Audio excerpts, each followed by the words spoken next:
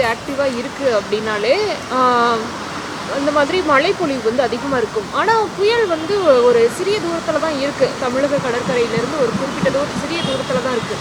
ஆனாலும் பெரிய அளவில் மழைப்பொழிவு இல்லை அப்படின்ற ஒரு சுச்சுவேஷன் இருக்குது. இதுக்கான ரீசன் என்ன? குறிப்பாக பார்த்தோன்னா புயல் வந்து கிட்டத்தட்ட இலங்கை நிலப்பரப்பின் ஊடுருவல் இருக்கும்போது அதோட தாக்கத்தினால சற்று நமக்கு மழைப்பொழிவை கொடுக்கக்கூடிய வகையில் அமையலை. அதன் பிறகு இலங்கையிலிருந்து வெளியில் கடல் பகுதிக்கு வந்த பிறகு அந்த வறண்ட காற்றின் ஊடுருவல் மற்றும் காற்று முறிவுனால பாதிக்கப்பட்டு புயல் மேகக்கூட்டங்களே உருவாக்க முடியாத ஒரு நிலையில் இருக்குது. இலங்கையில் புயலினால் பெரும் பாதிப்பை பார்த்தோம். இது டெல்டா கடலோர பகுதியை அடைந்த பிறகு புயலுக்கே பெரும் பாதிப்பாக வானிலை காரணிகள் அமைந்து விட்டது.